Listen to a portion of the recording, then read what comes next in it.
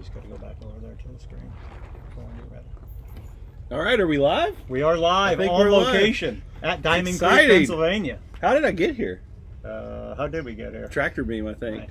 Nice. Excited to be here. We've been up here all week looking at foals and watching the breeding season as we're in the last month of it in the home stretch. The crew here at Diamond Creek has done a great job, and they're definitely well deserving of a little surprise. So I think we're cooking up a little surprise for them maybe after work today. Yeah, Easter egg hunt, right? How much is in the best Easter egg? It's $1,000. I gave Caroline the clue, so she's not going to give it up, right? Nor are you going to go find the egg. Somebody might get rich today. No, all jokes aside, we got some really good content lined up today. We are going to do a virtual stallion show. You get to sit here and relax and take a really close look at our stallions. We're going to talk, and our stallion handler, or our team of stallion handlers, Sean from New Zealand and Andrew from New York State, are going to be our stallion show people today. And Adam, what are you looking to get out of our little session today? Well, I think it's nice. Everybody's going to get a chance to see these horses up close and personal, and we're going to share some behind the scenes insight, I guess you could say, into each one of their personalities as we show them off. Should be fun. So here we go. Let's go to our stallion cam across the yard, and let's look at our first stallion. Who's our first stallion here, Adam? This is Sweet Lou, 11-year-old horse who's world famous for his great white blaze. Lou stands 16'2", and his first crop are now 4-year-olds, and he's led obviously by world champion and multiple Breeders' Crown winner Where Were You Butte, and Breeders' Crown winner Dancing Lou. And there's Sean there. Smile, Sean. So Sam's behind the camera, and for those who call the office, they probably get a chance to talk to Sam. Here's Lou in all of his glory, and as we know, Lou has zero patience for anything.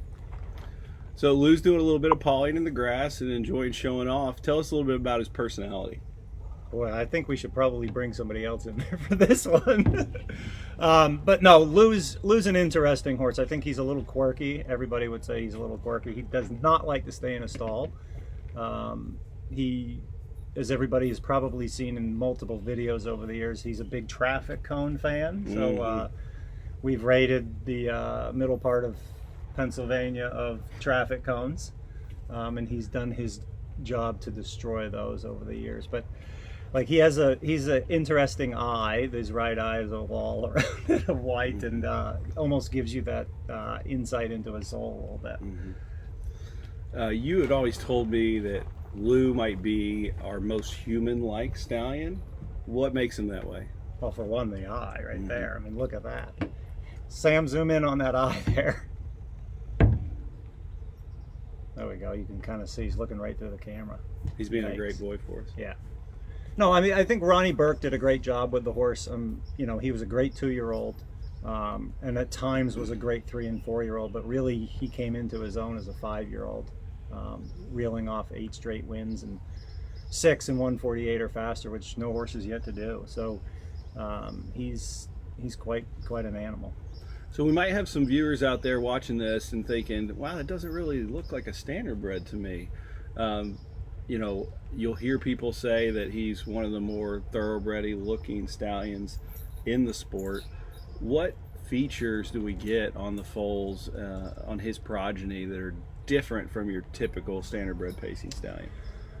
Oh, I think one is the amount of bone. I think a lot of standardbreds have more bone than what Lou produces. I mean, we get a lot of these spindly type thoroughbred legs, which clearly hasn't been a disadvantage up to this point.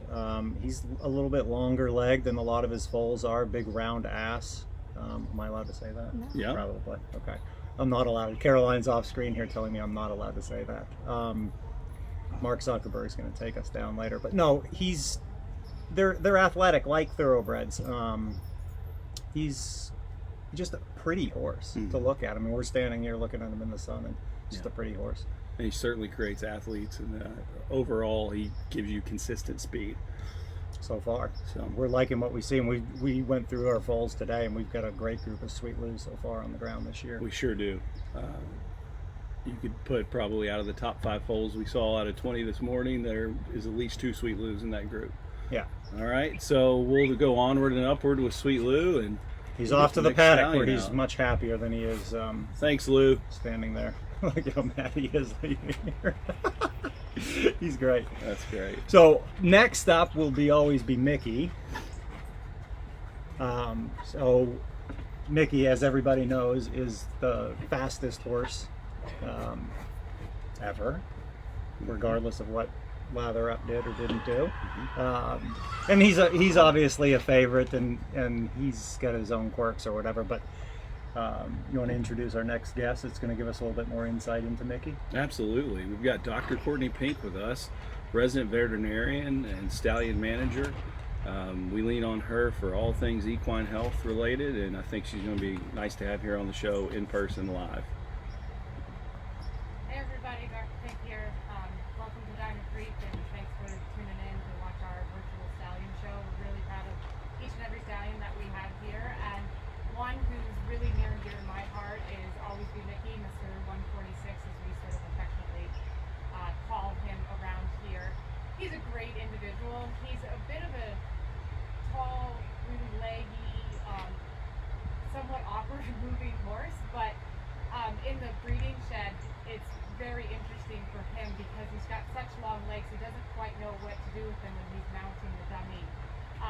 He's got a very interesting personality. He likes to taste the fence line a lot. He's very interested in everything that goes around him. We've had to put him in a couple of different paddocks to figure out what he likes best. Being next to Father Patrick definitely does not like that. The two of them will just race the fence line and won't give up until we basically move one or the other. So Mickey's the one who ended up getting moved. But he's a great horse. He's lots of fun to be around. He's got a really good personality. He does change from year to year, but we enjoy him tremendously. And he's right here ready to come into the shop.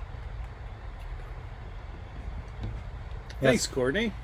That was a great introduction to Always Be Miki. I think what's cool about this show we're doing right now is just talking about the personalities of these stallions and how charismatic or what kind of traits they have, and that's kind of cool.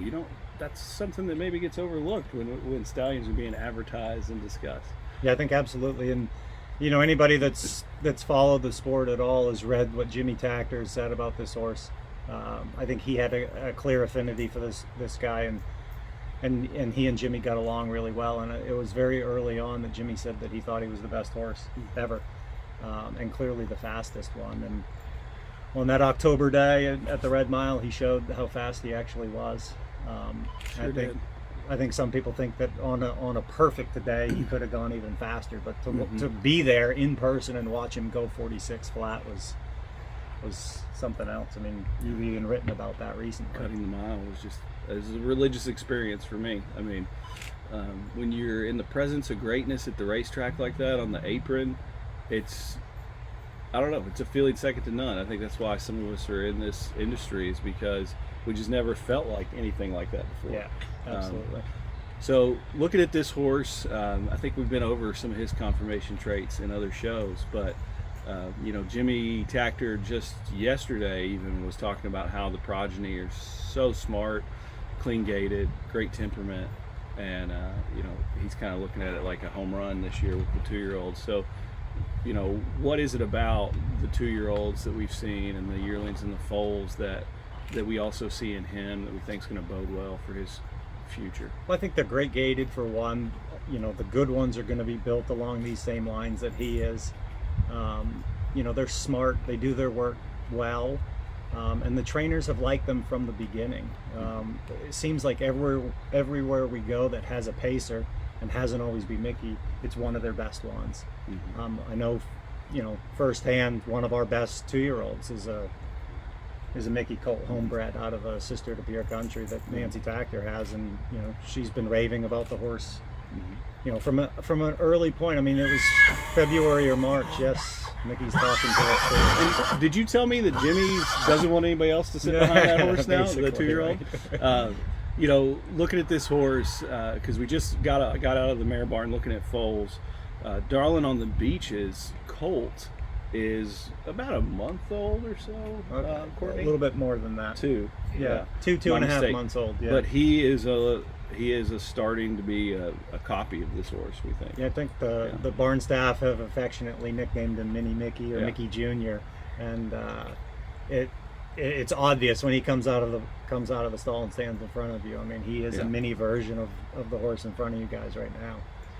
I don't know that he has God's handprint on his hip, but he has a lot of the other qualities that Mickey has. As you can see, he's a big horse. He stands 16.3. He's high withers. And for a horse that big and to carry that much weight, he, with 8 screws and, his back legs, unbelievable. And by the way, he has gigantic testicles. Those things are massive. The biggest you might see on a horse. Yeah, and he has a giant penis too. And we had to get an Yeah. extra long AV just so it would fit him. So the girls really like Mickey. All right, we appreciate you, Mickey. You can head home. And speaking of Mickey, and one thing I want to get into is I've heard the comment a few times. I'm not sure that Mickey's stamping his horses, and I beg to differ. Yes, you can get different coat colors depending on your mare with Mickey, right? He doesn't have any white, so he's not passing that on unless the mare has it. But I think I've seen enough now where if I see a son or daughter of Mickey, I notice that consistent top line that's very straight throughout the length of it, and then I notice this almost identical hind leg on like an alarming percent of them, like 70 or 80%. Yeah, I think the more horses you look at, the more obvious it becomes. And standing Mickey, we've probably seen more Mickeys than just about anybody else has. And I'm like you, I think it's obvious when a Mickey comes out. Yeah. A lot of times they're long-legged like he is, and like you said, top line and everything. A lot of them have the high withers and the big ass that he has too. So, we're tickled so far, and we supported him heavily this year. What did we breed? 13, 12 or 13 of our own mares, including, arguably our 3 best pacing mares, our 3 best young pacing mares in Pure Country, Darling on the Beach, and LA Delight. So, next horse up is Frank the Tank. So anybody that has attended our open house in the past has probably got their picture taken with Frank. Beautiful head, beautiful eye. Actually for a stallion, has a sweet personality. He sure does. And as you can see now, whoops, there he is. He is just a pleasure to be around. He's got a cool personality, except when he's trying to eat the entire farm. He's gone through his number of boards, correct? And he's gone through water buckets. Now he's working on gates, right? He's working on metal and cement blocks as well. So pretty soon he won't have any teeth left in there. Yeah, we talked about this horse extensively last week. I recommend you go back and check it out if you're interested in Southwind Frank. But, he is so cool to be around. And he's got these, 2-year-olds that are going to be hitting the tracks very soon. And we actually saw one yesterday I'd like to talk about that I thought was a really nice son of his over at Aki Svanstedt's farm. The name of that one was Delayed Hanover. Yeah, it was a $230,000 purchase at Harrisburg from Hanover. And we didn't even ask really. He just was like, you got to check this horse out. He's one of my best 2-year-olds. And he came out, and you look at Frank here, and you think back on the horse, and he is maybe he'll probably end up being a little bigger than Frank. Frank's not very big, maybe at 15, 2 or 3. But I think Frank's going to have a lot of sons and daughters that are bigger. Yeah, from the beginning, that's what we heard from people is foals are bigger than we expected. They had longer legs than we expected, and we've seen the same thing. I mean, we've got a great group of foals, or yearlings on the ground right now, and now foals. We're even keeping a couple of them. So so we're going to race our really first nice Southwind fillies. Franks next year. Very happy with what we have on the ground and what we're going to present at the yearling sale as well. As we talked about last week, he's not the most fertile horse in the world, and we've been pretty open and honest about that. It is a bit of a challenge, but if you get a pregnancy, which the last couple of years we've gotten pregnancy rates in the low 70s, and given his issues, I think we should be really proud of that. You know, Dr. Pink's done a hell of a job so far. Yeah, and I'm proud to report that we have another notable mare being bred to him. It's a sister to Tactical Landing and Mission Brief. Oh, that's great. Yeah. Thanks, Frank. You can go home, sir. Frank, Looking can stand there all beautiful as day, I usual. think. The other ones are all ready to move, but Frank, He is dappled out and shining. he looks gorgeous. Yeah. So Ronnie and Mark, he's being well taken care of, okay? Proof. So next up, we have a special guest to talk about the next horse on the lineup. Yeah. You, come on in. I'm gonna let you have my No, rock you're over here. here. He's Okay. over here. Yeah, so Captain Crunch is going to be the next one, and a special guest today, the man who sat behind him on a number of occasions Broke and has the been horse. a huge fan of his. Sure has. This is Marcus Johansson. Marcus Johansson is the newest addition to the Diamond Creek Farm team. He serves as the Diamond Creek racing manager, and he's been at this role. How long's it been now, Marcus? Yeah, it's been a couple of months for now, and Yeah. we're doing good out there. Yeah. So before we get into Captain Crunch, tell us a little bit about what you've been up to for Diamond Creek Racing. Well, so far I've been going around and looked at all the horses that we have in training and talked to the trainers and try to build a relationship with them. And it seems like everyone seems to like it so far. And it looks like we have some nice babies coming out on the track. Good deal. Yeah, maybe it looks like Marcus joined the team at the right time. He's very happy with a lot of our horses, so fingers crossed. It could be a good year for us. That would be great. We could use a good year. We all could. Yeah, Everybody exactly. out there could use a good year any given year. As Captain Crunch strolls up, Marcus, why don't you just give us your favorite little Captain Crunch story? Yeah, my favorite story is probably when I drove him myself and I went with him to Pocono and I felt like I was going about 2-1 and it ended up going 54 in the slot or something at Pocono. So that's probably my favorite story because I got to feel what it felt like to drive a really, really good horse in a race, and that's something I will remember forever. You know, he was one of those horses that, you know, started his 3-year-old year just in complete dominating fashion. You know, and then we ran into a few roadblocks along the way. You know, why don't you talk about some of those issues that he had to overcome to still be as great a horse as he was? Yeah, first of all, although he was a bleeder, and he had some issues with that, and that held him back a little bit. Unfortunately, he really he never got to really prove how good he was as a 3 for the whole season, so to speak. And unfortunately, but I think his babies and his offspring will show what a truly great horse his horse really was. Yeah, and you know, he overcame some of those issues like you were talking about, you know, making a break in the North America Cup, a limb, and then coming back to win the final, and, you know, like you said, having bleeding issues. But when he was on his game, he was almost unbeatable. Yeah, I mean, when everything, you know, was on his, when it was his day, there was, he needed a really, really good horse to beat him. Yeah. And speaking of a really, really good horse, and you know, I think it's well known that I'm a fan of Better's Wish and the lungs he has.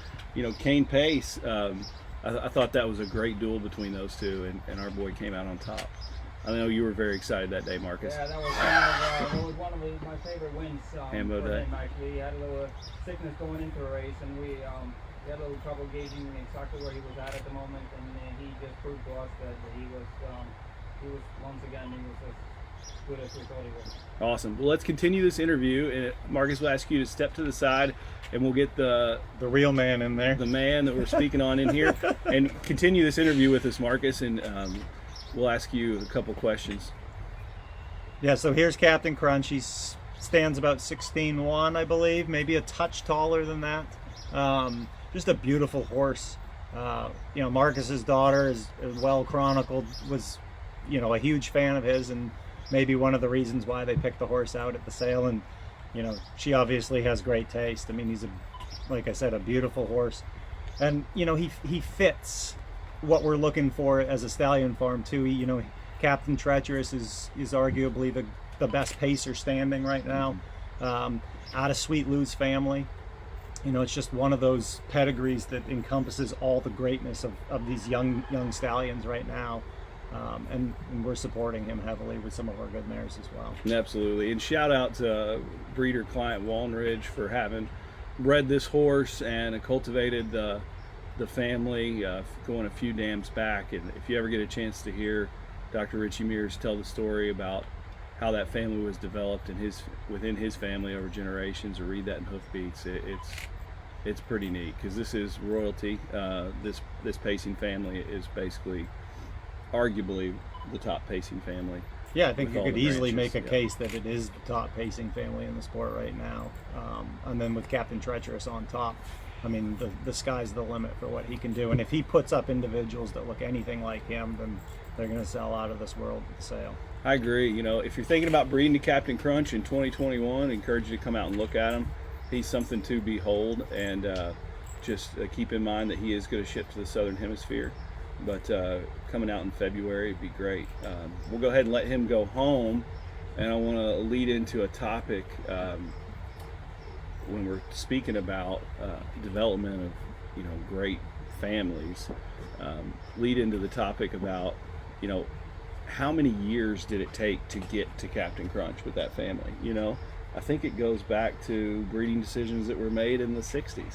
Listening to Dr. Mears.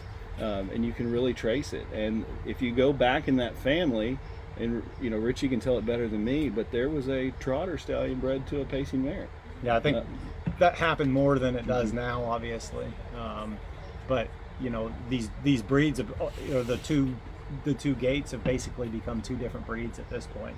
There's a big distinction between them, but some of these fast trotters like a Green Shoe or like a Mission Brief, I mean, they almost were so good that they had pacing speed, or they almost were gated behind like pacers with that huge acceleration. I mean, anybody that watched Green Shoe do it, and the Red Mile, or anybody that happened to be on track to watch Mission Brief do what she did it too. I mean, those were incredible speeds that these trotters are going now. But I think it's got to trace back to where that hybrid vigor that you talked about in the past, where you're crossing these things back over themselves. When we look at Captain Crunch, he has this amazing female family, right? And let's talk about the importance of a female family in a stallion's pedigree. Sure. I mean, that's basically what we've been trying to do for 15 years is find these families that maybe we can develop. And we think we found one in the Western Montana family, that traces back to some of the all-American families that we plucked her from. It's a long process, and one that probably as a 25-year-old I was naive to think that it was going to happen faster than it was going to happen. But we're making decisions right now that are going to hopefully pay off in 5, 10, 15 years from now. But you got to be patient. Boy, we'll teach you some patience, won't it? All right, so I think we're going to wrap up the Stallion show with my opinion. Courtney's opinion, and everybody else's opinion that works here. The greatest trotting stallion standing right now. Yeah. None other than Father Patrick, the legend himself. He stands for 30,000, and we've talked about before, 30,000 seems like such a stretch, but I mean, we were inundated with contracts, and not one person has ever told us like, oh, he's priced too high. In fact, he's probably slightly underpriced based on what he's going to give you in the sales ring and on the track. And I think very few stallions can actually do that. I mean, Muscle Hill's obviously a good example, but as he increases in age, as Father Patrick comes underneath him, he's the future. He has been very good to his clients, his breeders. He is going to continue to give. His ROI is just off the charts. I mean, these people that were selling yearlings last year, even this year, were breeding on $15,000 and $20,000 stud fees, and actually some of them were breeding on slightly less, when we were having to give discounts a couple of years ago to get full books. And I'm actually glad that we did, sometimes against my partner's wishes, because I knew that we believed in the horse that much that we knew we needed full books. It's one of those things that. He, as you can see, he's a beautifully balanced horse, and he gives you that in all of his foals. Sure does. And as you saw at the sales last year, I mean, people were willing to cough up serious money for horses, and they've been rewarded on the track for paying the serious money. I mean, what was Green Shoe, a $330,000 yearling? He makes well over $1 million and becomes a $15 million stallion. I mean, the upside on these horses are huge. Yeah, we were at Marcus Melander's training center yesterday. It was nice to hear that one of his top 2-year-olds, if not 2 of his top 2-year-olds, are Father Patrick sired. Yeah. So this guy kind of speaks for himself with his balance and just impeccable conformation. Let's talk about his personality. Not always the easiest horse. I mean, he will. I think he will challenge you at every point. I mean, he is. What would you say? Playful, maybe, but at the same time willing to take you down if you're not paying attention. You know, usually whoever's handling him, there's 1 or 2 other people walking, kind of to keep Patrick's attention, you know, focused away from, you know, maybe landing or jumping on the stallion handle, which he has done on a fair occasion. But you know, as people have seen in videos from the past, like, he loves his mud puddles outside, and he will terrorize whoever's in the paddock next to him, challenging them to a race off. And as Courtney said earlier, you know, you put a horse with the personality of Miki next to him, and you know, they'll basically race until one of them died, or we peeled one of them off. I mean, he's still a competitor even now, you know, a couple years off the track. So I think he's passing that on to his offspring. May he live a long and healthy life. Exactly. Go home, Patrick. There he goes. Appreciate it. What an appearance. What a show. I love it. Let's just hope that it all streamed into the interwebs well. And Caroline's giving us We're a getting the thumbs thumbs up, up, so that's great. And we just couldn't be happier to have you all on here with us. Yeah. Feel free to like, comment, ask questions. And if you have inquiries about breeding to one of our stallions next year, we are willing to go ahead and take your information down for when we open those books up. I can tell you if you're interested in a horse like Father Patrick, it can be competitive. I know we've already had well over 10 mares already say they want to come back in 2021, and that's just the tip of the iceberg. Exactly. Yeah. But yeah, thanks again to the team, Sean and Andrew, for handling these horses, Sam for running the camera, Caroline, Courtney for directing traffic, being on camera, and as always, Marcus Johansson. Sean and I saying thanks. Yeah, stay healthy, guys, and we'll see you at the next sale or race. Finish. Oh. I'm going to see if Caroline can get us off and end the broadcast.